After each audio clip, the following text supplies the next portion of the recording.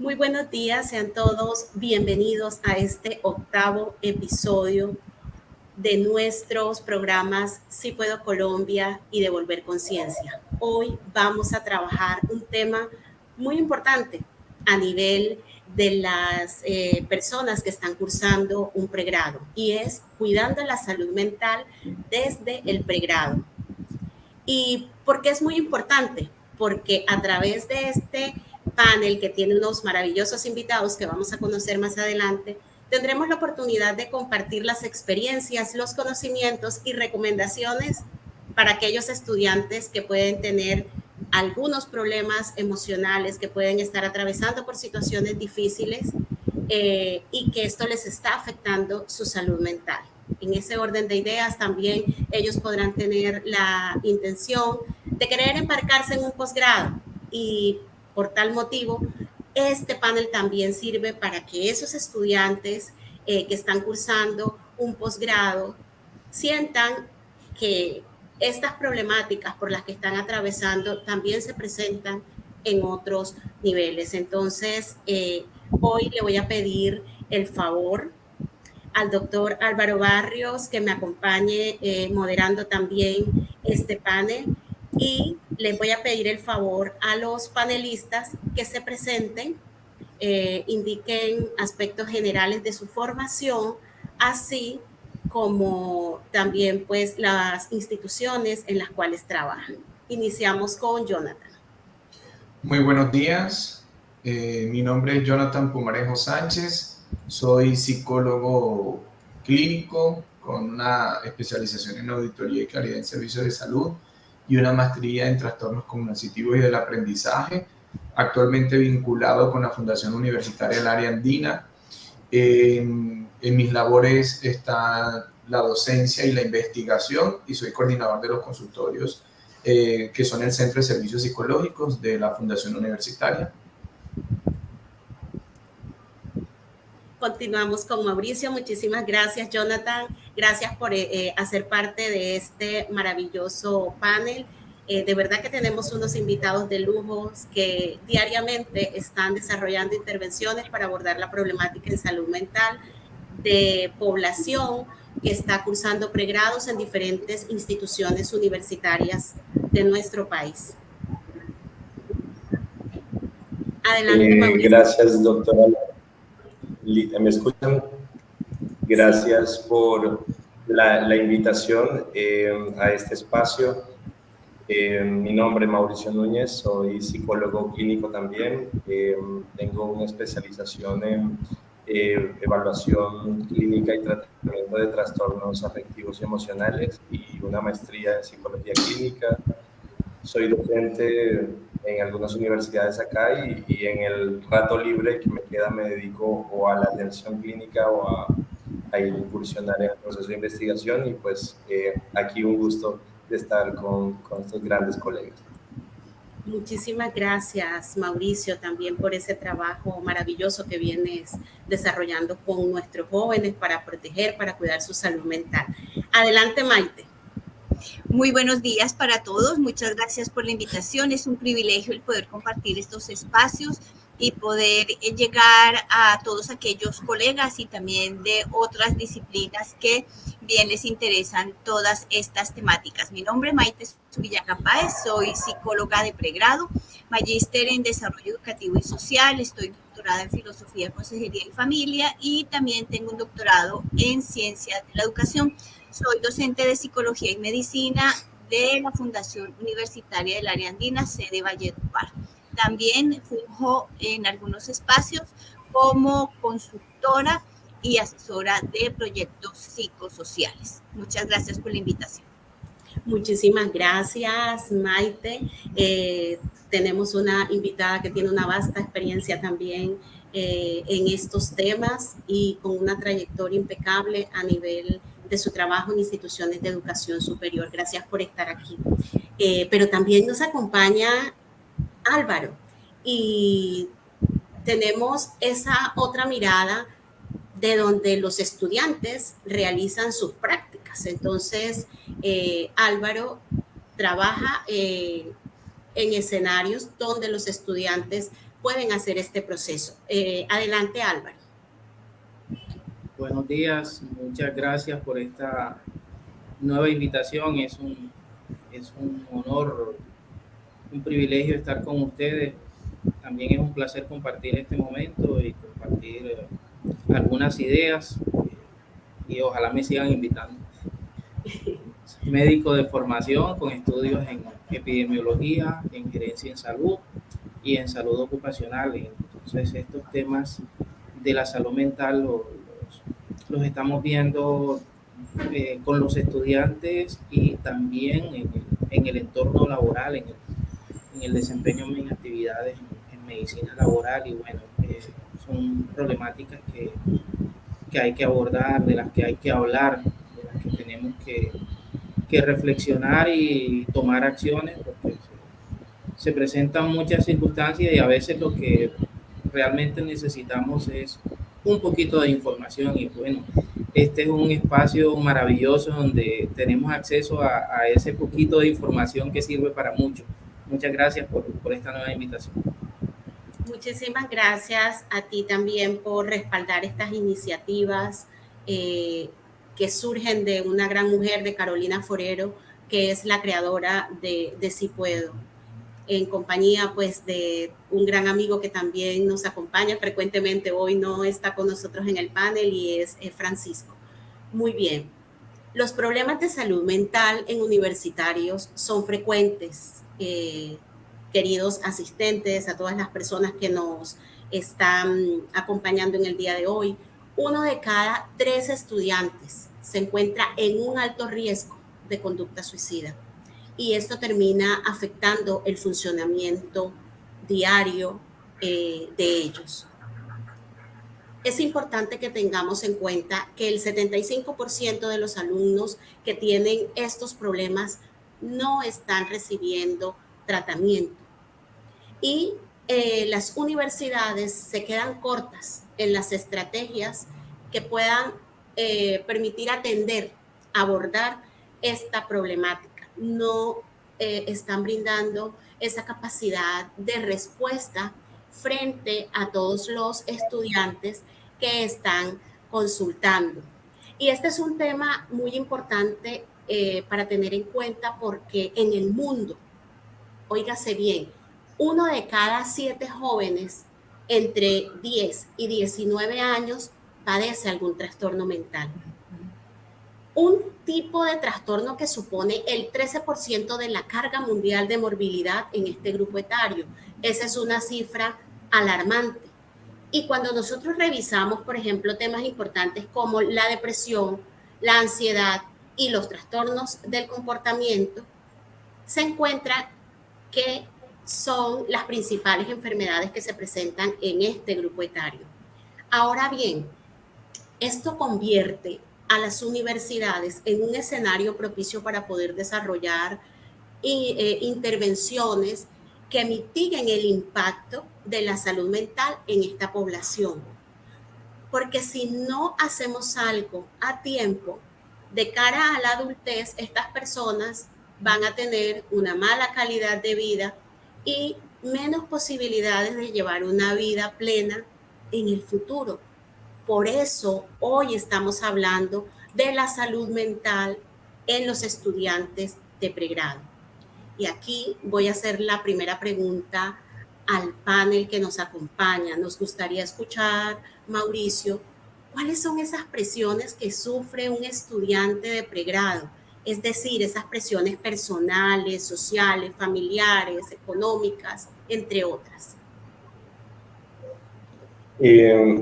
Bueno, las presiones a las que se expone un estudiante terminan siendo multifactoriales, por así decirlo. Tenemos, por un lado, la familia que está esperando que este estudiante pueda retribuirle de alguna u otra forma. Entonces, ya no es como que conviértete en un doctor, conviértete en un médico, abogado, sino conviértete en lo que sea, porque necesitas retribuirnos lo que hemos invertido en ti. Y yo como docente de primer semestre me encuentro con este discurso con el que llegan los estudiantes y entonces están con una expectativa de que van a alcanzar todo en la universidad y sabemos que las condiciones sociales no lo van a permitir. Otro es el tema de los hábitos. Los estudiantes en primer semestre, en quinto semestre y en décimo semestre, que todavía la cosa en las prácticas profesionales termina como aumentando la necesidad de tiempo que deben invertir en sus horas académicas. Entonces no tienen como un proceso de adaptación. Cada vez se les está pidiendo mucho más y no hay programas de adaptación en las universidades en donde se les facilita a los estudiantes como, venga, yo tengo que hacerlo de forma progresiva, sino que es todo de la noche a la mañana. Y otro tema es cómo ellos empiezan a dejar de hacer cosas por estudiar. Yo no creo que haya estudiantes malos. Hay estudiantes que de pronto se les dificulta afrontar todos estos nuevos retos. Entonces empiezan a trasnochar más, a dejar de hablar con amigos porque tienen que presentar la tarea, o si hablan con amigos no presentan la tarea, un ejemplo, o no responden al proyecto. Entonces tenemos aquí condiciones familiares, sociales, relaciones interpersonales, y no queda de más mencionar lo económico. Entonces ese es el gran grupo de factores que conforman la presión académica. Muchísimas gracias por esta información que nos acabas de brindar, y es muy importante en este proceso el tema del poco acompañamiento que tienen los estudiantes y la presión social por parte de sus padres.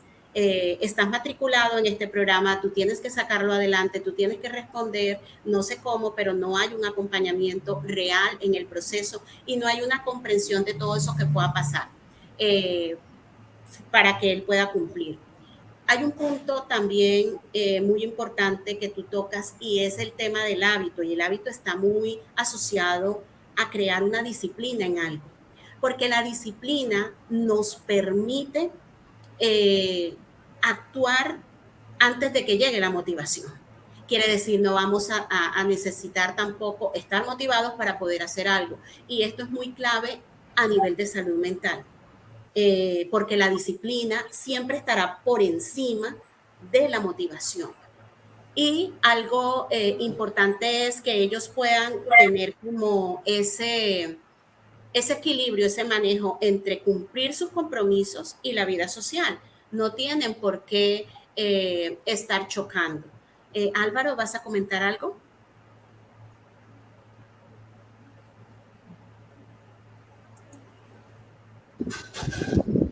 Sí, llama mucho la atención eso de dejar de hacer cosas por estudiar, porque precisamente el inicio del camino hacia las alteraciones de la salud va a ser dejar de dormir, empezar a trasnochar.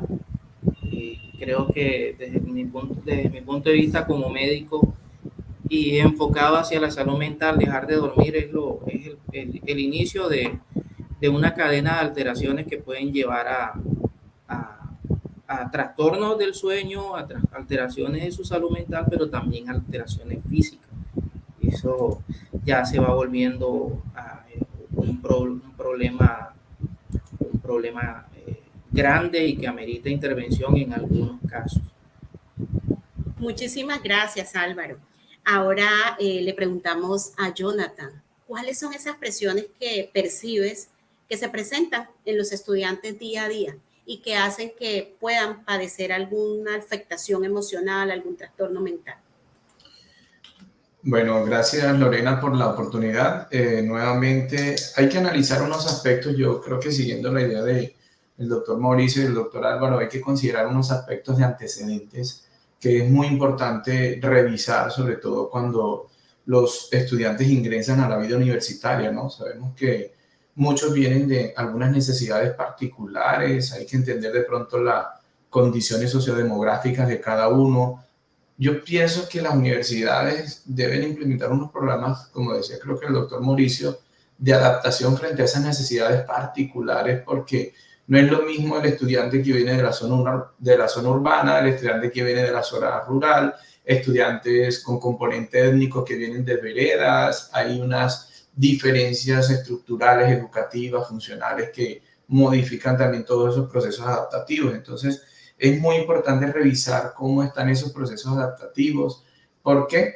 Porque esa es una de las grandes presiones. Por ejemplo, si nosotros revisamos esos antecedentes, podemos encontrar estudiantes con antecedentes de acoso escolar, por ejemplo, de bullying, cyberbullying, y al entrar a la vida universitaria eso puede acrecentar un poco más su situación porque las dinámicas son totalmente diferentes. Problemas que atañen con el acoso, problemas de ansiedad, problemas del estado del ánimo, procesos adaptativos, retraimientos sociales, déficit en habilidades sociales, es decir, una serie de alteraciones que pueden estar asociadas a esos antecedentes. El tema del ritmo de vida que se lleva, el tema del cambio de vida frente a la ciudad, por ejemplo, también hay muchos estudiantes, como lo mencionaba ahorita, de zonas rurales, sus dinámicas son totalmente distintas, entonces hay que comprender eso, sobre todo porque eso acarrea, además de procesos adaptativos, toda esta serie de necesidades particulares. Hay algo, yo creo que es muy fundamental y es también entender en esos procesos adaptativos como también el relacionamiento interpersonal. Yo creo que eso es otra de las presiones, eso sería un carácter más social frente a la identidad de grupo. Sabemos que pues pasan ellos a querer pertenecer a un grupo, forman sus equipos de trabajo a nivel universitario, entonces es el grupo que me parece chévere. No todos tienen unas muy buenas dinámicas sociales, positivas, que digamos, comportamientos adaptativos o normativos, entonces pueden haber una variación frente a la identidad que puedo tener yo por pertenecer a un grupo, lo que tengo que hacer, lo que tengo que permitir, a lo que me tengo que someter, y pues sabemos que pues no todos los grupos generan unos relacionamientos sociales totalmente positivos. Frente al aspecto familiar, yo creo que en el aspecto familiar también se genera mucha presión en estos estudiantes y más yo creo que es el tema económico-financiero, ¿no? Por ejemplo, desde Ariandina nosotros la mayoría de la población que atendemos es estrato 1, 2 y 3. Entonces sabemos que estas poblaciones tienen unas necesidades totalmente particulares. El doctor Álvaro creo que mencionaba algo muy interesante y es o trabajo o estudio. Y tenemos estudiantes con esas condiciones muy particulares. Estudiantes que les toca en algunos semestres aplazar porque un semestre de trabajo para el semestre en que puedo estudiar vuelvo y aplazo, o simplemente frente a las necesidades particulares de su hogar, de su casa, también tienen que apoyar económicamente. Entonces estos son factores estresores o ansiosos que cargan al estudiante por el compromiso del hogar, de apoyar a mi familia, el compromiso con mi estudio, el compromiso por salir adelante, mi perspectiva de vida que vaya con mi proyecto de vida. Muchos lastimosamente han tenido que dejar de estudiar, como mencionaba el doctor Álvaro, para trabajar y subsistir porque no han tenido esa oportunidad de, digamos, económico-financiera de poder librar una carga laboral y solo dedicarse al tema del estudio, y eso repercute evidentemente en su academia, ¿no? Y en todo su proceso de salud emocional. Y bueno, yo creo que no me extiendo porque de pronto le voy quitando ideas o palabras a mis compañeros, pero sí, yo creo que de mi parte son esas principales presiones a las que ellos pueden estar sometidos, y eso desencadena de todas formas toda esta serie de problemáticas, pues algunos van acumulando, van tensionando y que se van manifestando de muchas formas. De todas maneras, también gracias a la audiencia que está hoy acompañándonos y que está aquí en este momento, digamos, generando esa curiosidad frente a los aportes que podamos hacer cada uno de los profesionales que estamos hoy aquí. Muchísimas gracias, Jonathan. Para ti y para Maite, una pregunta. ¿Tienen anécdotas que contarnos y mencionar nombres de estudiantes que hayan vivido esta situación? ¿Cómo ha sido? También queremos agradecer a todas las personas que se encuentran conectadas. Está la Fundación Severde, Isis López, Mayra, Isa Coronado, Yaili, Saray, Karen, Andrea y muchas otras personas que están conectadas desde diferentes partes del país, lo que saludan desde Barranquilla, desde Medellín. Gracias por conectarse, por estar con nosotros en este espacio. Los escucho, Jonathan y Maite.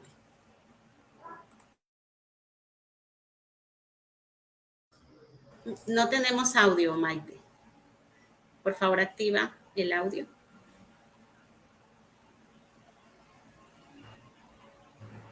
¿Ahora Ok. me escuchan? Muy bien. Muy bien. Les decía que de pronto, antes de contar alguna anécdota en particular relacionada con ella, me gustaría comentar una de las presiones que se evidencian muchísimo tienen que ver con las personales, la motivación, la automotivación que tiene cada uno de los estudiantes. Si nosotros comenzamos a mirar cuáles son las características de las instituciones de educación superior, vemos que algunas de ellas tienen un estricto proceso de selección para poder ingresar.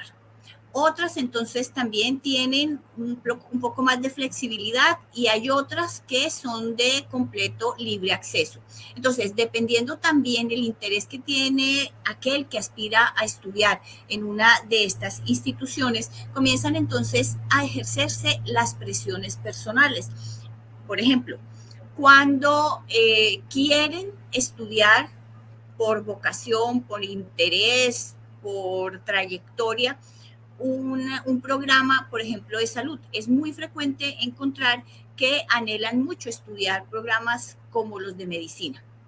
Y por diversas situaciones de adaptación, económicas, de ingreso, no pueden hacerlo. Entonces, desde ahí comienza a presentarse un proceso de desmotivación, que en consecuencia trae, entonces, ¿qué voy a hacer?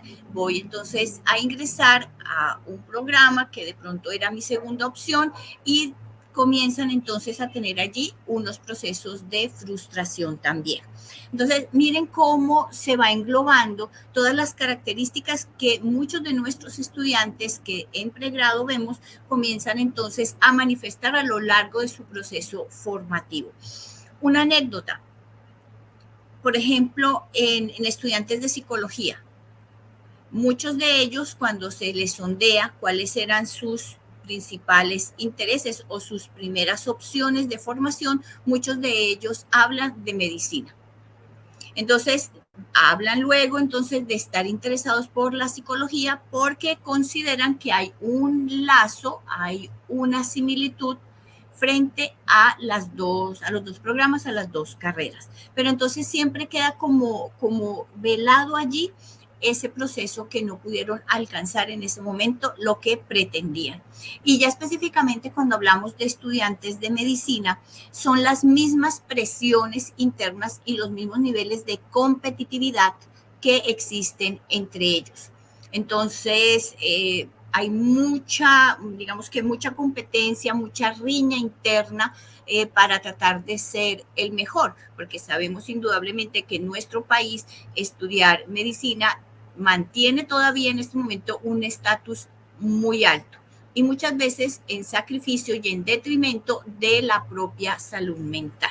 Entonces, de pronto allí, como muy generales, dos anécdotas que podría mencionar en este momento que van acorde a lo que estamos hablando frente a las presiones que sufren los estudiantes. Muchas gracias, Maite. Y precisamente mencionaron medicina, me tocaron. Del otro lado se encuentra uno en los salones con algunos estudiantes de medicina que de pronto están ahí porque el papá es médico, porque el papá es cirujano de esto, de aquello, porque el papá es un connotado investigador de la ciencia y la salud y de pronto lo que hay en sus deseos es ingeniería de sistemas, contaduría y en este entorno más de uno se sorprende y dice, ¿cómo se le ocurre cambiar medicina por contaduría? Caramba, no le gusta la medicina. Así de sencillo, le gustan sus números y también lo veo como en todas las carreras, ¿no? Entonces, ese tema de las presiones dentro de la medicina, desde el otro lado del espejo también son bastante significativas y dan para hablar largo. Hay una serie de situaciones que debemos enfrentar cuando hay estas presiones y estas presiones se pueden ir acumulando y en la medida en que se acumulan pueden llevar a efectos profundos y debilitar la salud mental y el bienestar en general de estudiantes. Y precisamente en ese sentido les pregunto, desde su experiencia, desde su conocimiento, ¿cuál han notado o cuáles han notado que son los impactos emocionales y de salud mental de esas presiones que ha habido, que hay en la carrera de pregrado? Empecemos, cambiemos el orden, por favor, Mauricio. ¿Quién? Sí, Mauricio, por favor. Bueno, muy interesante porque una investigación que la doctora Lorena nos invitó a participar nos dio la oportunidad de tener mayor contacto con los estudiantes y entrevistarlos. Y hubo dos casos súper interesantes ahora que el doctor Álvaro lo menciona, y son las otras carreras, ¿no? Nosotros estamos en la psicología, la medicina, y estamos como más cerca de este estudio de lo humano. Pero cuando nos vamos a carreras como las ingenierías, las ciencias administrativas, pues encontramos personas que están, su objeto de estudio es otro, ¿no? Entonces no hay tiempo para repensarse y reflexionar. En eso, un caso que me llamó mucho la atención fue un estudiante de ingeniería X, una ingeniería X. Este estudiante termina su bachillerato, claro, con los problemas que tenemos los colombianos, lo mencionaba el doctor Jonathan, a veces el divorcio de los padres, el cambio del hogar, tener que pasar de un pueblo a otro, ¿no? Aquí en Valledupar tenemos varias universidades, pero a la mayoría de los estudiantes les toca venirse y vivir acá. Entonces, ese era otro factor importante que nos tocaba mencionar. Pero este estudiante que pasa por todos estos cambios, llega a la universidad y deja a sus amigos del bachillerato y empieza a descubrir que no es el mismo sin sus amigos y no funciona muy bien en otros círculos sociales. Incluso levantar la mano en el salón le generaba angustia y cumplía con unos indicadores para una ansiedad social. Y los estudiantes solitos allí en ese mundo universitario, claro, empiezan a sentirse que no están preparados y las universidades exigen mayor oralidad, exigen mayor participación, y cuando se confrontan a esto, entonces empiezan a descubrir que tienen ansiedad, pero claro, no le dan el nombre que nosotros le podemos dar. Entonces es todavía un terreno más inexplorado para ellos, y eso hace que el problema emocional al que se confrontan termine durando mucho más en su vida, y cuando llegan ya a psicología, pues nada, ya están es para que un psiquiatra les medique, para ser internados, o sea, es muy angustiante. Otros casos que hemos tenido es el intento de suicidio, especialmente cuando ya están culminando su carrera profesional porque han soportado mucho tiempo, ¿sí? Y otro caso importantísimo también es que cuando le ofrecimos ayuda a una persona de las ciencias administrativas, un estudiante, su familia le dijo, a ver, no vas a ir al psicólogo. O sea, entonces también hay un problema de alfabetización en la salud mental que termina obstaculizando el acceso a los pocos servicios con los que contamos. Esos son unos casos, así que la presión se termina convirtiendo en alteraciones psicológicas muy importantes que muy pocas veces se atiende a tiempo y termina convirtiéndose en un problema enorme para la persona. Muchísimas gracias, Mauricio, por ese excelente aporte. Uno, no hay que normalizar que nos estamos sintiendo mal. No hay que romantizar esto en el sentido de que hay una tendencia a expresar, no, es que si estoy cursando este estudio, esto me va a generar, yo tengo que pasar por tales dificultades, yo tengo que enfermarme para poder lograr el proceso. Porque finalmente es como lo que hay en el trasfondo, ¿no? Estudiar implica enfermarse para poder llegar a. No debe ser así. Y hay que buscar ayuda a tiempo porque por lo general los estudiantes que están ingresando a la universidad son chicos que están finalizando la adolescencia y comenzando una adultez emergente. Y es el tiempo preciso en el que prácticamente la mayoría de trastornos mentales empiezan a florecer. Quiere decir que es el punto neurálgico que tenemos para desarrollar las intervenciones, que es el punto clave para buscar ayuda antes de desarrollar una enfermedad que sea crónica y que nos vaya a generar una discapacidad social durante toda la vida.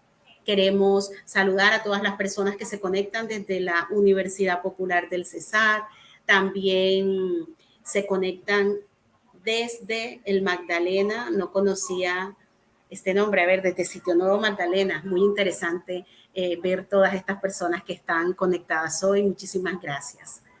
Bueno, Jonathan, quisiéramos escuchar cuáles son esos impactos también en la salud mental que has notado en los estudiantes y esto cómo les ha afectado también su salud física.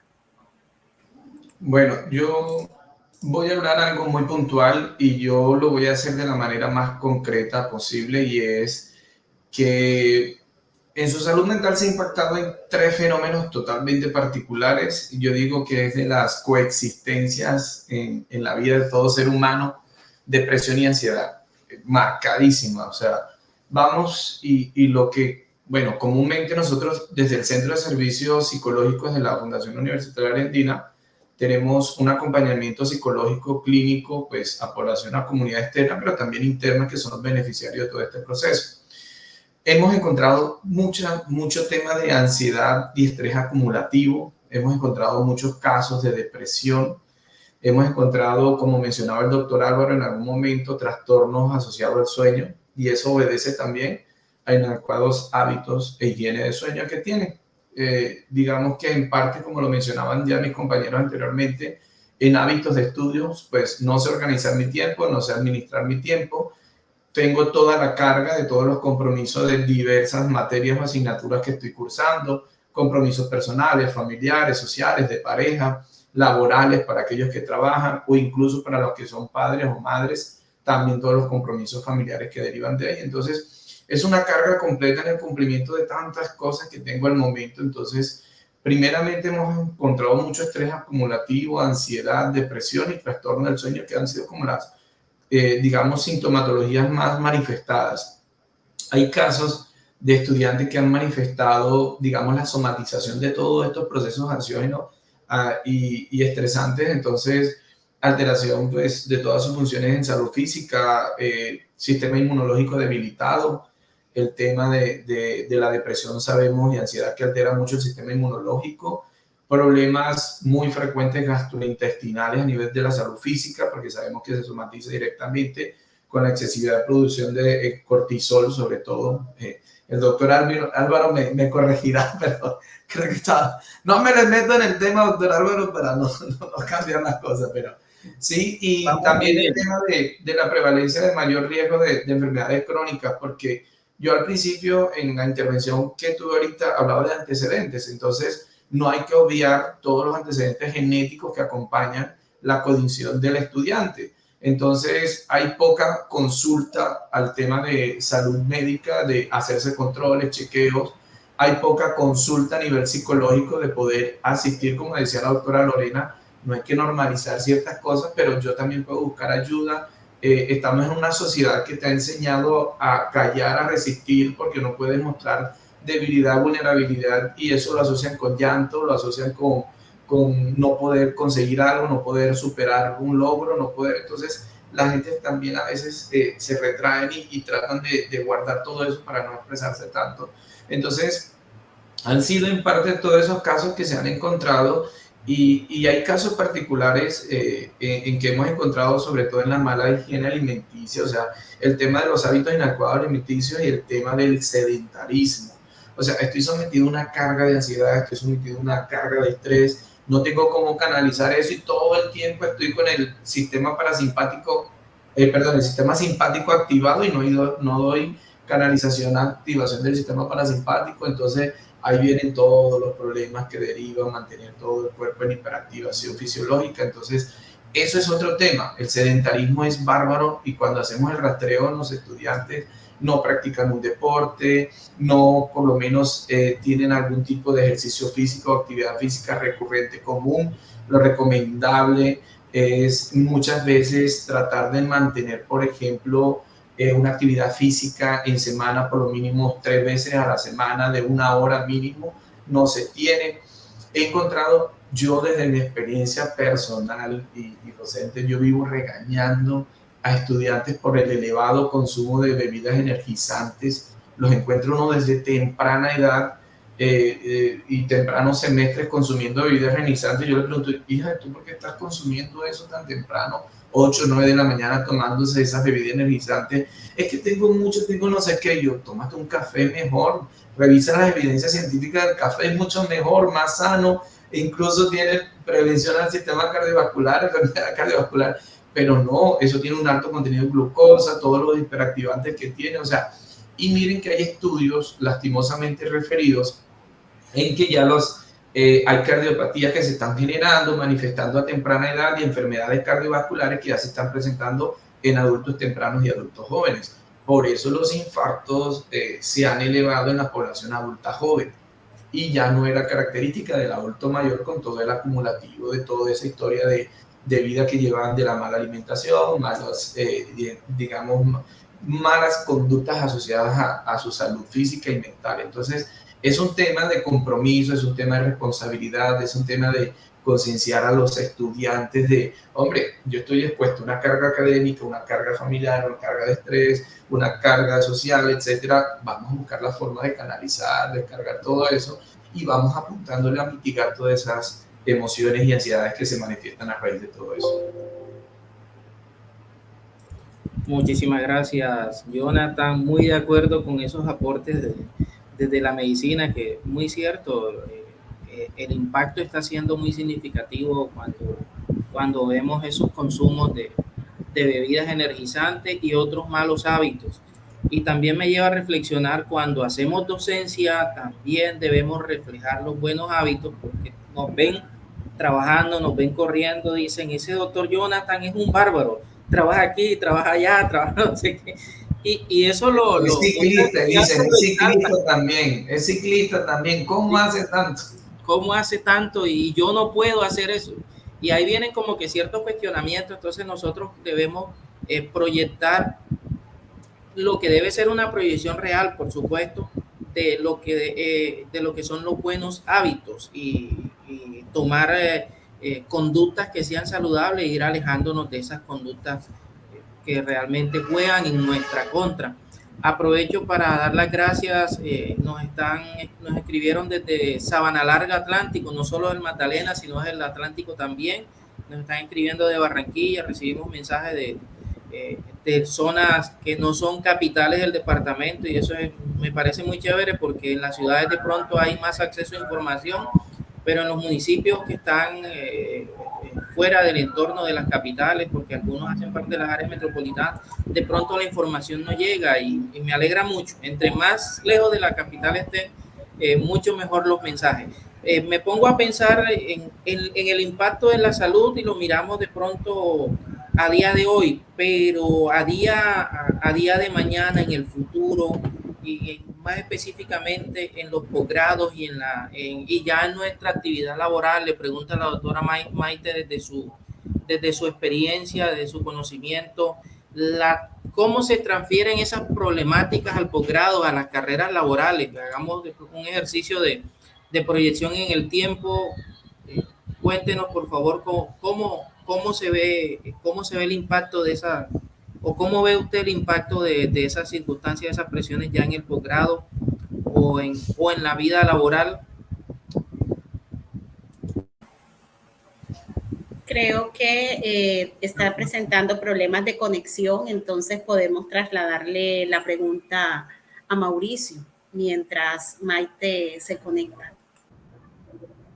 Claro que sí. Bueno, yo todavía soy víctima de esas consecuencias que se arrastran desde el pregrado a las carreras posgraduales y al tema laboral.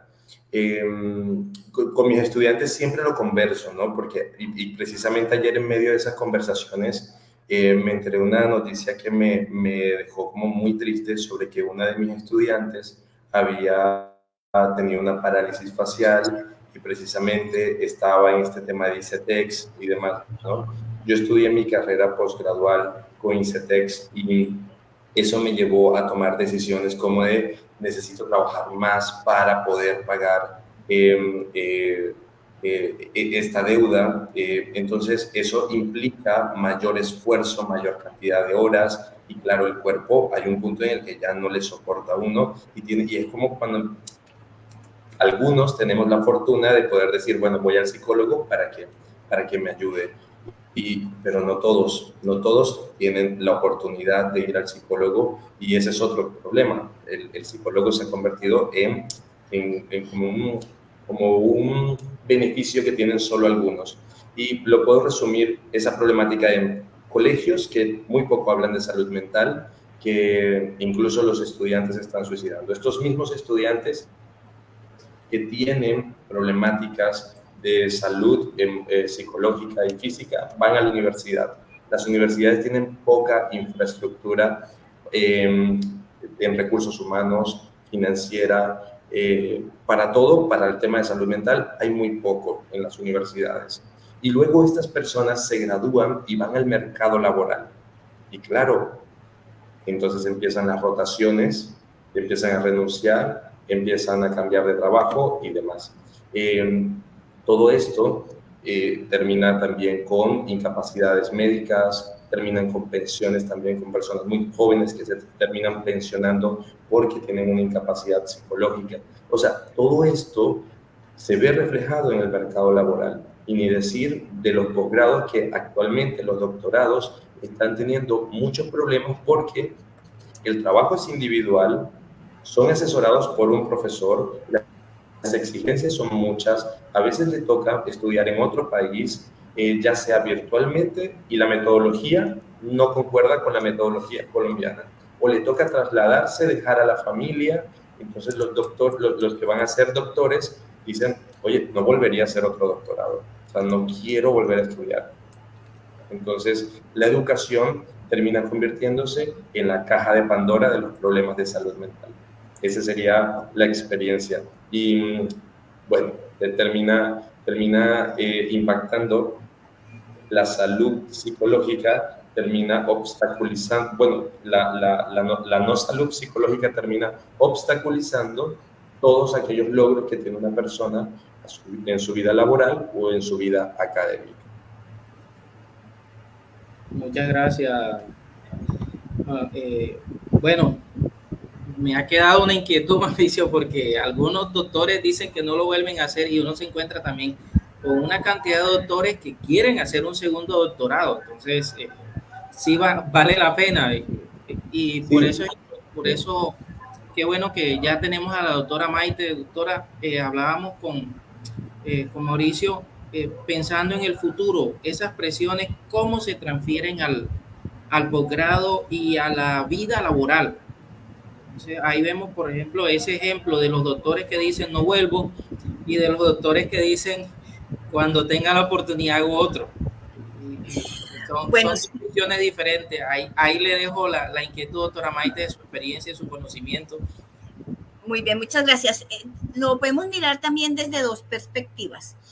La primera, que siguen siendo esas condiciones de riesgo que trascienden el pregrado y van hacia cualquier tipo de posgrado, son el consumo de sustancias.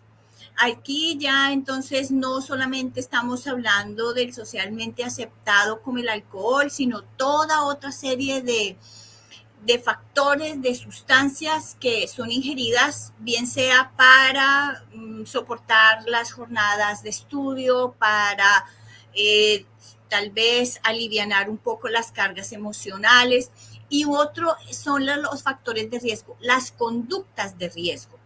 Aquí entonces vemos cómo dentro de los manejos cotidianos están las que tienen que ver con la conducta sexual.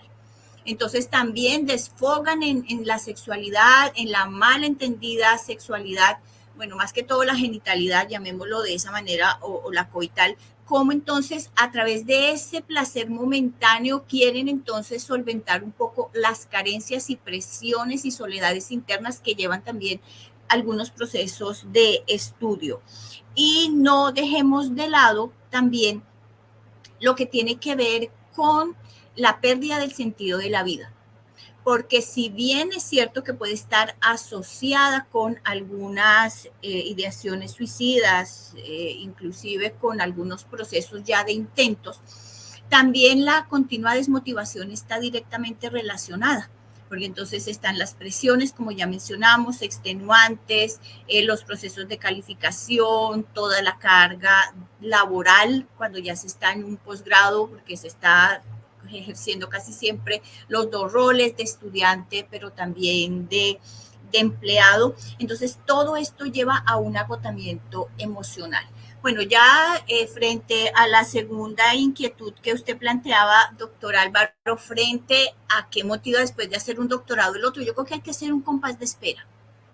Hay que tener un tiempo de descanso mental, de decir, bueno, por ahora no quiero estudiar y nuevamente someterme a esa presión, pero indudablemente los que somos apasionados por la academia y por el saber, después de un tiempo, pueden ser 2, 3 años, a lo sumo 5, donde nuevamente pica el gusanito de querer seguir estudiando.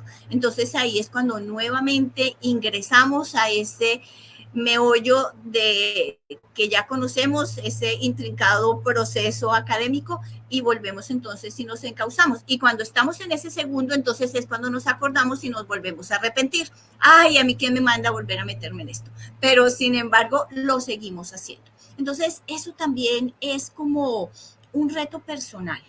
Creería yo que también está dentro de la autorrealización, del alcance que cada quien desee para su propia vida y que redunde también en el beneficio y bienestar de su familia, porque nuestros contextos, hablando de las zonas geográficas en las cuales nos encontramos, es un privilegio estudiar y es un privilegio posgraduarse.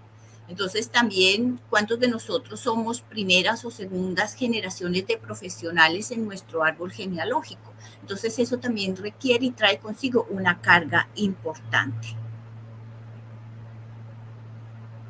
Excelente intervención, Maite. Nos dejas muchas reflexiones. A mí, de manera particular, me acabas de dejar una reflexión impresionante. Yo pagué hace una semana una inscripción para cursar un segundo doctorado y sinceramente en estos momentos estoy pensando esa situación a partir de lo que acabas de expresar. Esto ha sido un proceso terapéutico también para mí, este espacio. Qué bien, qué bien. Sí, así es. Muchísimas gracias de verdad porque estos espacios no solamente contribuyen a quienes nos escuchan, sino también a quienes hacemos parte de este proceso. Hay un comentario muy interesante de Yarly y es una problemática sentida en las instituciones educativas. Los colegios en los que dice, son pocos los colegios en los que realmente se les da un buen acompañamiento a los estudiantes. Ojalá se pudiera reforzar ese tema con los profesionales de la salud, porque realmente muchos lo necesitan y desafortunadamente muchos papás no tienen los recursos económicos suficientes o no saben la importancia de la salud mental de hoy en día porque crecieron con otra mentalidad. Y esto tiene que ver mucho con esos tabúes que hay frente a hablar de la salud mental abiertamente. Y es la barrera que todavía estamos tratando de romper, porque si logramos hablar de estos temas abiertamente, más posibilidades hay de dar un paso hacia buscar ayuda. Y tienes toda la razón, Yarly, desafortunadamente en las instituciones educativas colombianas hay un psicólogo por 2.000 estudiantes. Si los chicos logran acceder a este servicio, es un privilegio, pero estoy segura que no hay un seguimiento oportuno si es que se diera, porque por el volumen de atenciones, por la lista de espera tan grande que hay de estudiantes, muchas veces no alcanzan a verlo 2 o 3 veces. Entonces, son temas que hay que hablar, son temas, hay que educar a todas estas poblaciones y también creo que se tiene que convertir en una política de Estado real, ¿no? Bueno, ahora vamos a continuar pues con un aspecto también muy importante dentro de este panel y es cómo impactan esos problemas que tienen los estudiantes a las personas que los rodean y qué soluciones o actividades sugieren ustedes para abordar estas problemáticas. Entonces, le pido que por favor nos brinde una respuesta a la doctora Maite y seguido el doctor Jonathan. Muchas gracias, sí. Creo que lo que tiene que ver con la familia es fundamental, porque si queremos nosotros hablar de familia desde el punto de vista sistémico, sabemos que todos los miembros de la familia tienen una interdependencia, bien sea relacional, dialógica, funcional, y lo que le ocurre a uno afecta directamente a los otros miembros de la familia.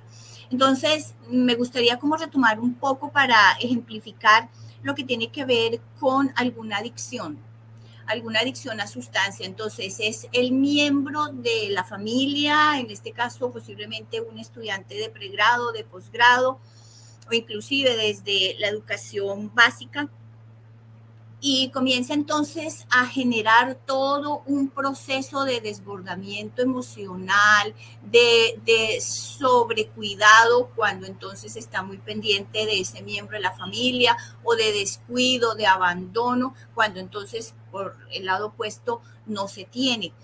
Y eso va generando un desgaste al interior del núcleo de la familia.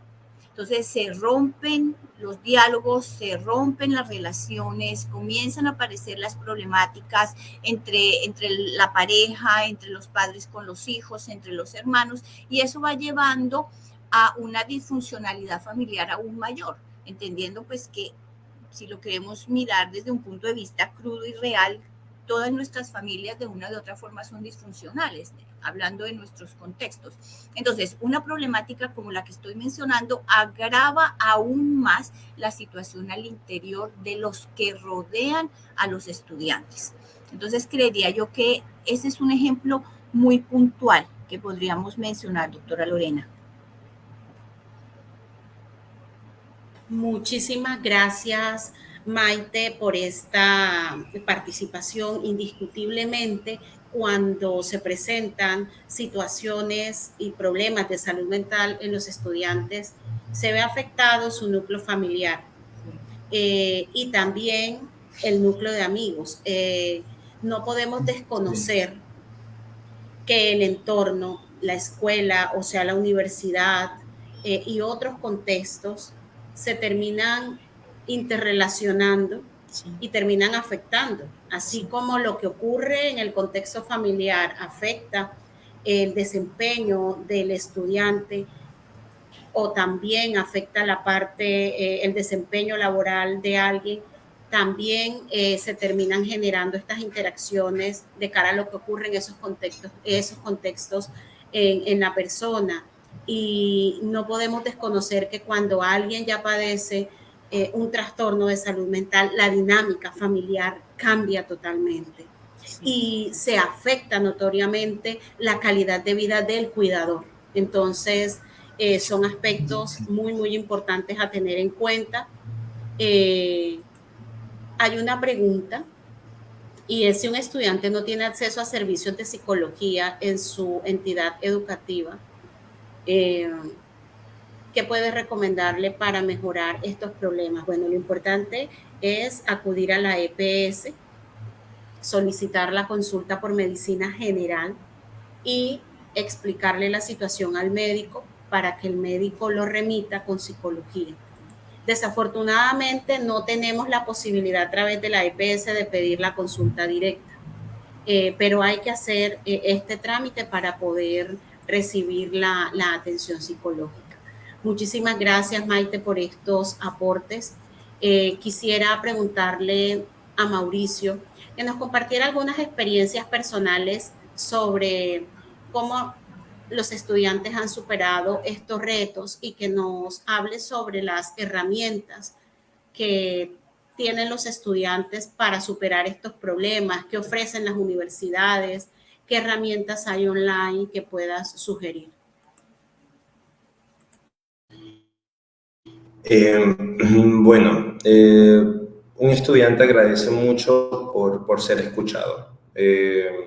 Experiencias muy pequeñas, un estudiante que no sabía cómo salir del problema, su profesor detectó eso y le daba la lista de asistencia todos los días para que él pudiera hablar en público, ¿sí?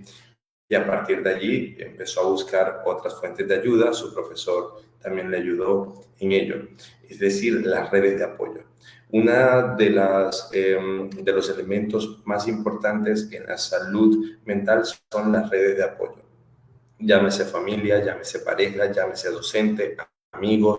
Muchos de los que nos rodean nos hacen caer en cuenta como, oye, esto que te está pasando, te estás comportando de esta forma, estás expresándote de esta forma, algo pasa. Y ese momento es muy importante porque es la oportunidad de escuchar y de poder comunicar que no me estoy sintiendo bien. Entonces, aquí uno de los grandes retos que hay es generar ambientes de validación. Venimos de hogares de invalidación y, bueno, otra red de apoyo son los animales, aunque a algunos no les gusta, pero son importantísimos. Pero hay incluso personas que no se han suicidado por sus mascotas y eso es maravilloso. Pero, ¿cómo podemos entonces generar estos ambientes de invalidación? Venimos de una casa en donde nos dicen, no llores porque si lloras, las que lloran son las niñas, ¿sí? O los débiles y demás. Estos ambientes de invalidación terminan entonces generando más autoinvalidación. Si podemos convertir estos espacios en espacios validantes, pues podemos generar mejores índices de salud mental de alguna u otra forma. Y que estos espacios de validación contextual también puedan ser capacitados para que puedan responder a la primera ayuda psicológica o lo que también se llama primeros auxilios psicológicos. Se ha demostrado que cuando una persona está en crisis y recibe unos primeros auxilios psicológicos o primera ayuda, puede disminuir el índice de gravedad que puede presentar una enfermedad o una alteración psicológica en un futuro. Si yo recibo esa atención a tiempo, probablemente voy a entender que lo que estoy pasando es un duelo, es que me pusieron una mala nota, etc. Las universidades, todas las universidades deben tener una oficina de bienestar universitario, pero también encontramos muchas quejas de los estudiantes sobre lo que pasa en estos servicios. El psicólogo no sabe, el psicólogo no me dijo esto, el psicólogo no me dio psicoterapia. Pues bueno, estas oficinas tienen un gran reto y los estudiantes también tienen un reto y es entender para qué están realmente estas oficinas. La psicoterapia en la universidad no es lo recomendable. No es recomendable que un estudiante salga de una atención psicoterapéutica dentro de la universidad y 5 minutos después tiene que estar en clase. E incluso desde mi experiencia, cuando hemos brindado estos programas de apoyo y escucha, el estudiante siempre se le cruza el momento de la atención con las clases. Entonces es muy bueno también reconocer cuál es mi ayuda, qué es lo que necesito específicamente. Atención psicológica, necesito ser escuchado, Entonces eso es allí importante. Y para finalizar esta parte de mi intervención, la depresión y la ansiedad siempre terminan generando un alejamiento de la persona con sus, digamos, actividades que le refuerzan sus emociones. O sea, siempre hay un alejamiento. Entonces, estoy triste o me fue mal en el parcial, en la nota o me fue mal con mi relación, me concentro tanto en estas emociones que dejo de hacer la salida con mis amigos, de compartir el café con mis amigos al salir de la clase. Mi recomendación para los estudiantes es mantener haciéndose eso. Vaya a hacerlo aunque esté triste. Siga compartiendo con los amigos. Si va a compartir con los amigos triste, perfecto. Tratar de mantener esta rutina que le permita mantenerse activado. Entonces, esa es una de las recomendaciones, pero la recomendación más importante, como le decía la doctora Lorena, es ir a la EPS. Una queja que tienen mucho sobre nosotros los docentes y especial en el programa de psicología es: ¿por qué no me atiende usted? ¿O por qué usted no me comprende? Pues bueno, uno no puede generar atención así como que estamos en el salón de clase y venga que vamos a hacer la psicoterapia.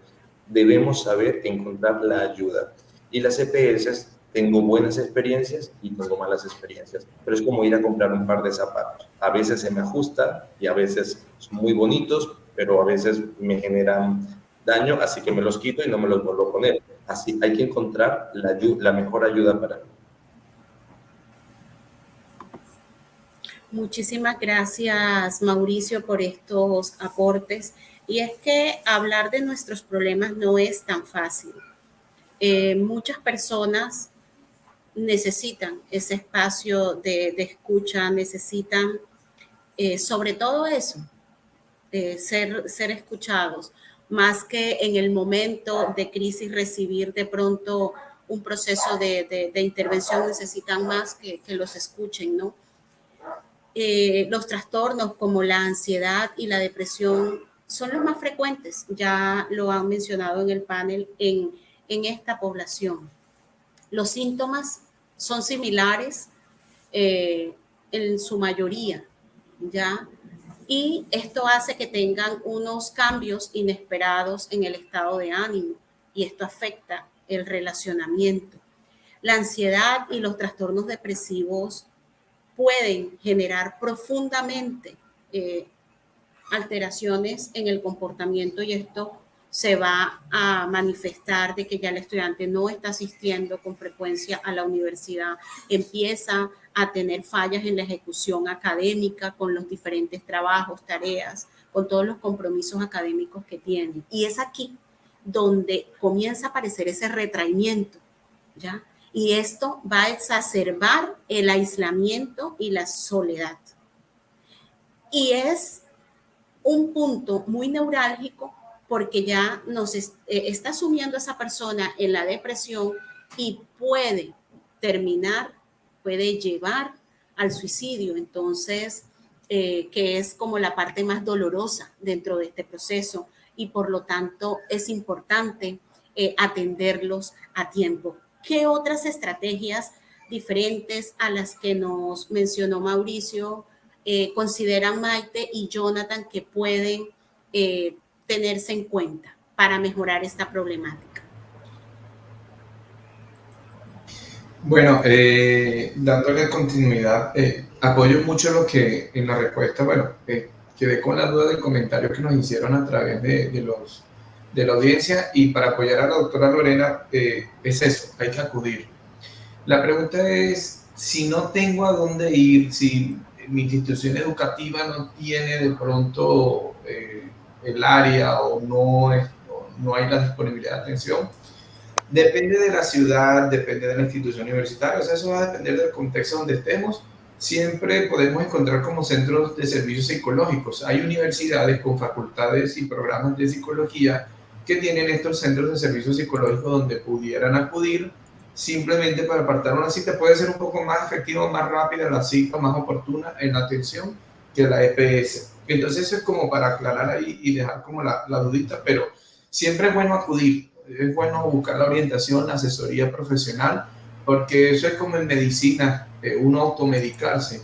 Entonces tú no sabes qué efectos adversos puedes tener al automedicarte si no hay una revisión previa digamos, de tus antecedentes a nivel de salud física o emocional, etcétera. Entonces, o sea, no sé, por el síndrome de Google o por la cibercondría que existe como fenómeno ahora en la era digital, todo el mundo consulta en Google, tengo con con las inteligencias artificiales, tengo esto, ¿qué puedo padecer? Entonces, no, siempre acudir al profesional, porque el carácter terapéutico, el carácter de observación, el carácter de análisis de lo que te está sucediendo es lo que te puede dar un mejor concepto de lo que esté pasando. No necesariamente un trastorno diagnosticado ni nada, porque también hay que abandonar un poquito el tema de patologizar todo. Como muy bien decía la doctora Lorena y mis compañeros en algún momento, Hay personas que simplemente necesitan un apoyo, una gestión emocional.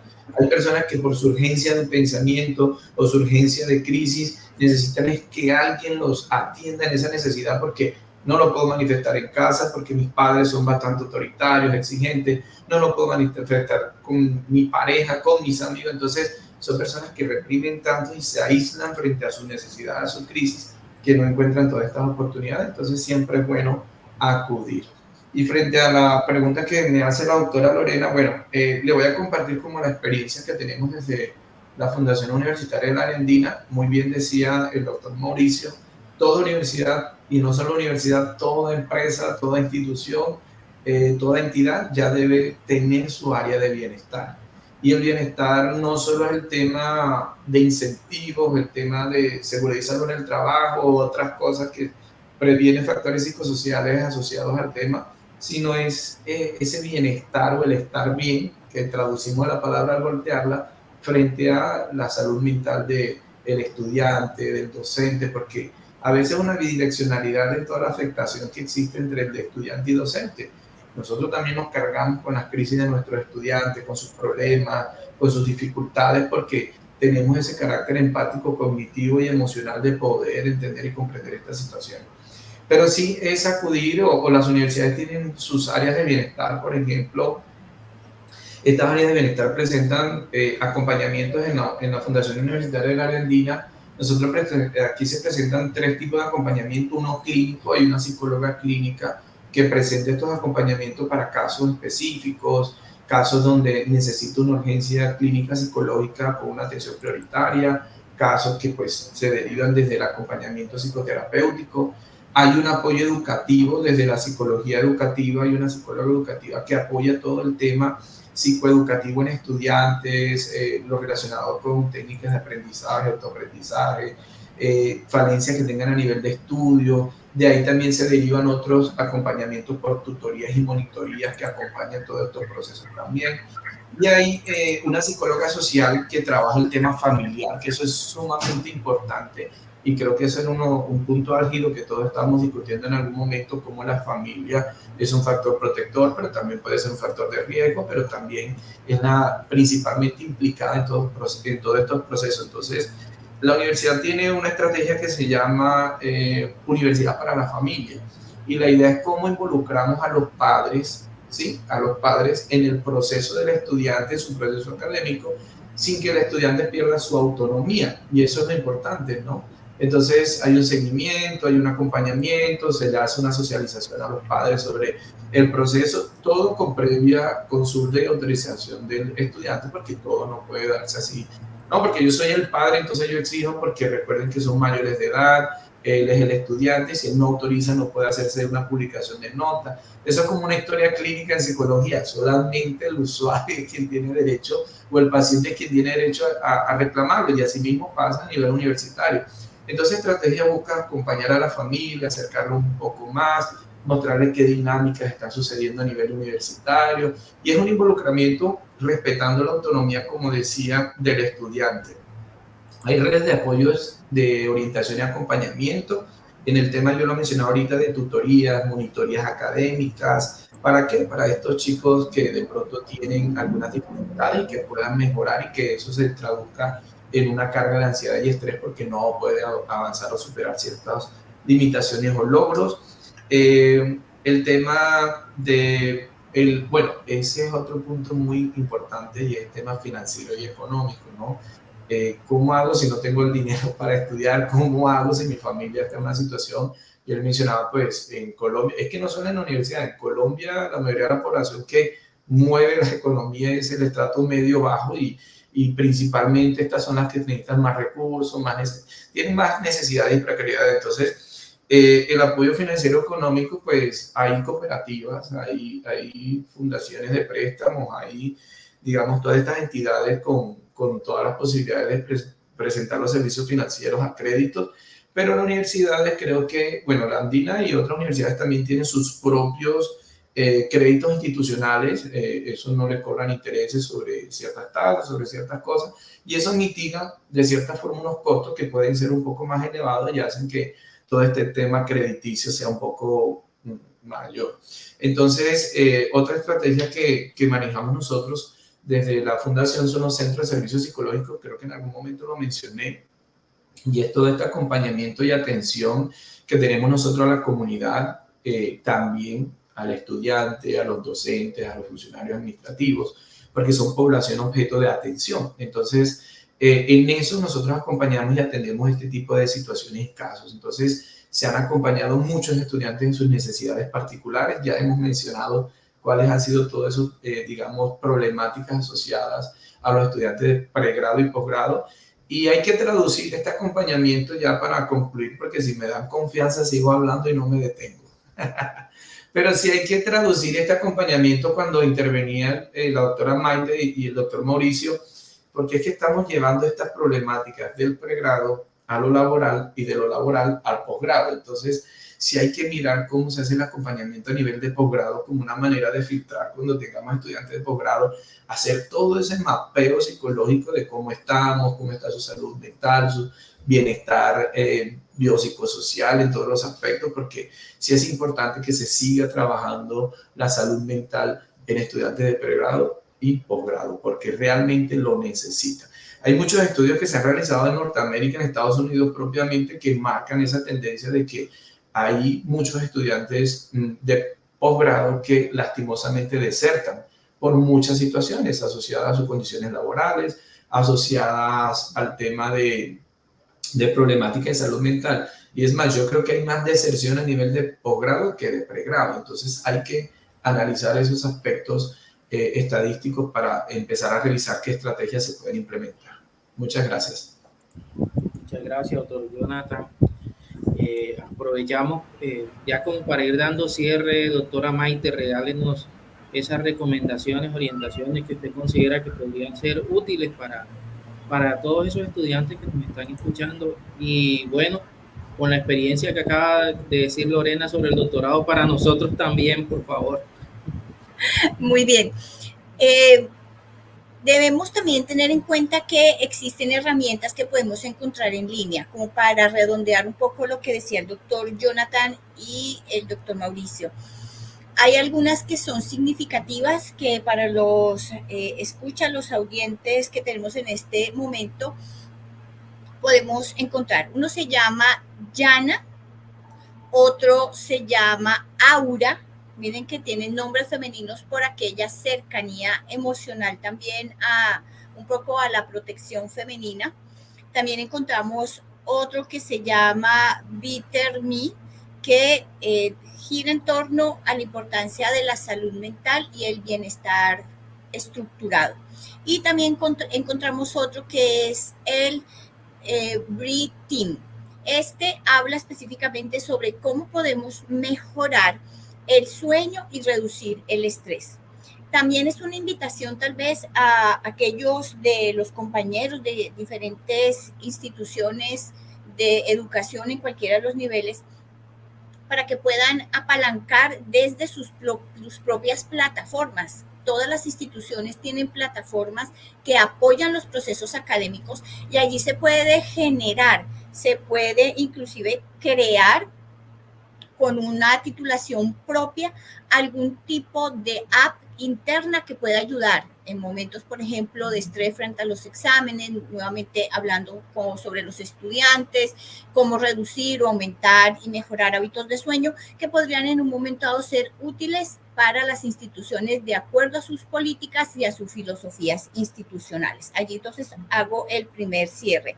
Y entro al meollo de la difícil pregunta que me plantea el doctor Álvaro, que cuáles pueden ser algunas recomendaciones. Yo diría que en primer lugar, establecer prioridades. Debemos entonces nosotros mirar hacia dónde propendemos con los estudios, qué queremos lograr con ellos, satisfacción personal, bienestar económico, también poner en los primerísimos lugares la familia, las relaciones entre los miembros de la familia, sin importar, por supuesto, sin olvidar, por supuesto, la importancia que tienen el grupo de amigos, el núcleo de apoyo personal, profesional, los colegas. Creo que es importante que nos rodeemos de factor humano.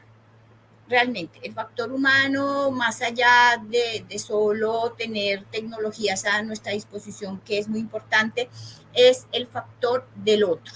Siempre estar acompañados, siempre poder hablar, dialogar de lo que nos gusta, de lo que nos inquieta, de lo que nos hace sufrir también. Y creo que eso ayuda a que nuestra salud mental esté estable. Cuidarse, ya lo hemos dicho a lo largo de todo nuestro conversatorio, hábitos de vida saludable, ejercicio, buena alimentación, controles médicos, porque también debemos recordar que nuestra salud puede verse afectada y no somos de hierro ni somos superhéroes. Entonces necesitamos también tener cuidado especial con nuestra propia salud.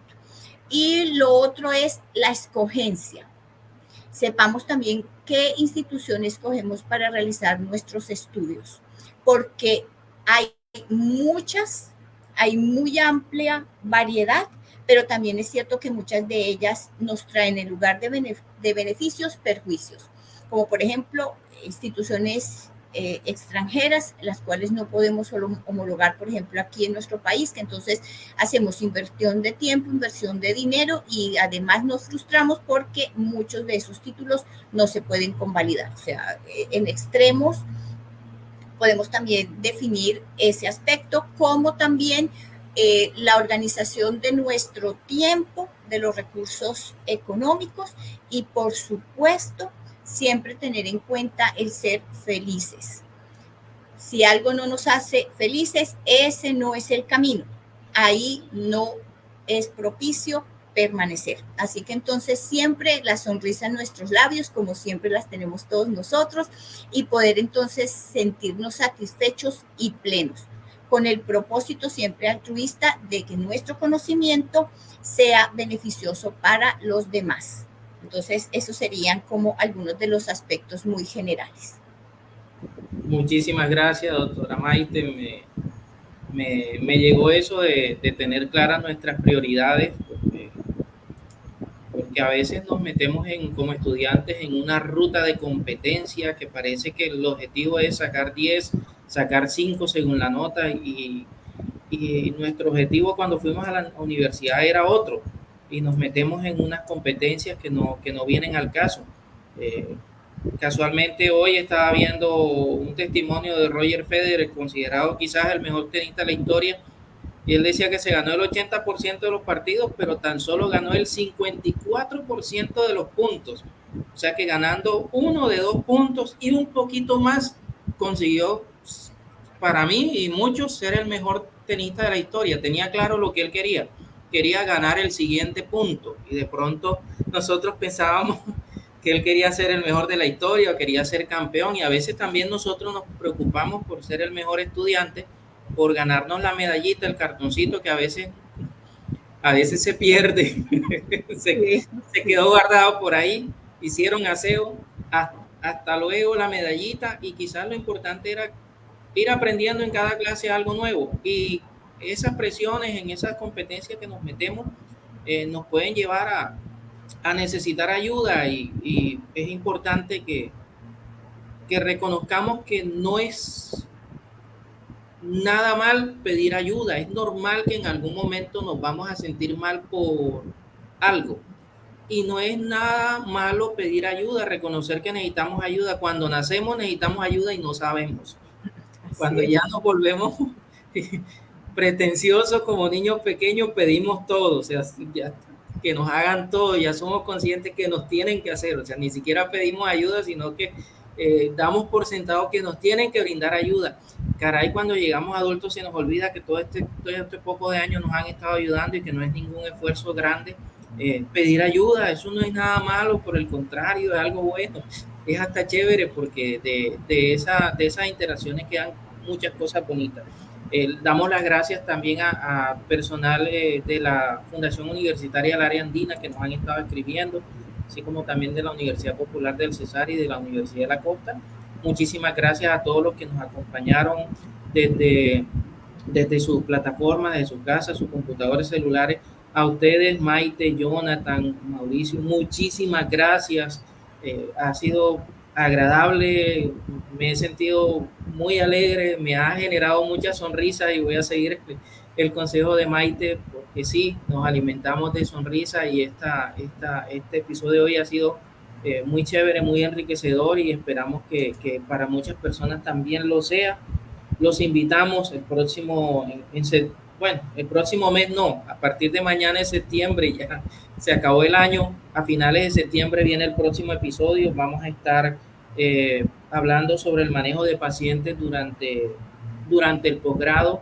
Los invitamos a ustedes que nos acompañaron hoy y a toda la audiencia, no se pierdan, no nos pierdan de vista. En septiembre nos volvemos a ver. A la doctora Lorena, muchísimas gracias también por la invitación. Y bueno, hay muchas cosas bonitas por delante. Hasta luego.